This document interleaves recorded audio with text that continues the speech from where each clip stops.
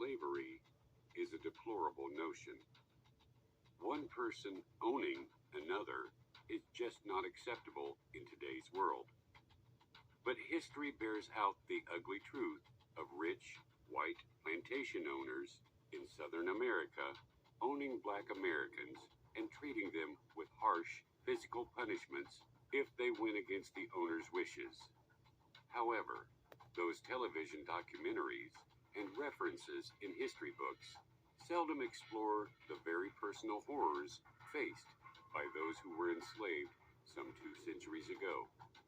Here are some instances where slaves were forced into extreme sexual behaviors and reproducing children to replenish the number of slaves solely for the benefit of their masters.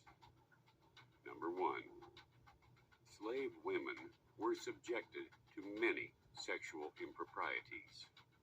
Among them were violations by their masters and their sons, forced matings, and arranged marriages. Number 2.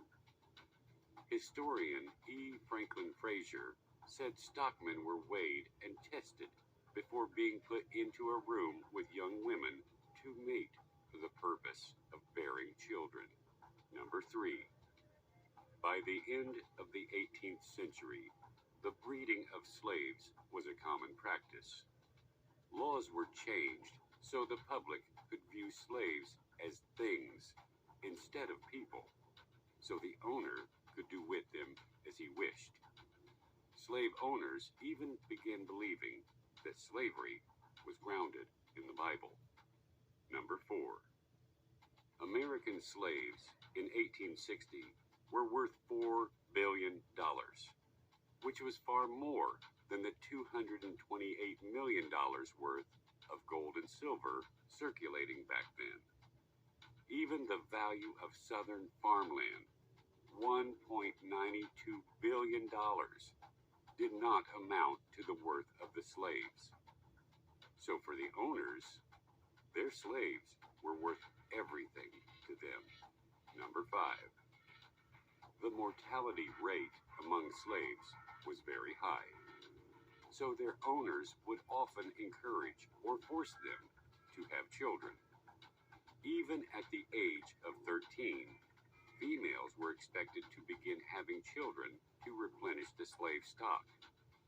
They were expected to have 4 or 5 children by the age of 20. They were often encouraged by their owners to do this with the promise of freedom. Number 6.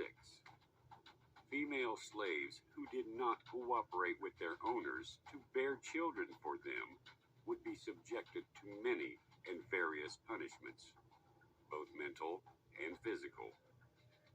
Number 7. In some instances, the females who bore children for their owners were given gifts, including extra clothing, the withdrawal of any harsh treatment, and sometimes, if their quota was met, freedom. Number 8. Women who did not or could not bear children would not be given any breaks or rewards that were given to mothers, and they would do the same work on the level of men. Number 9.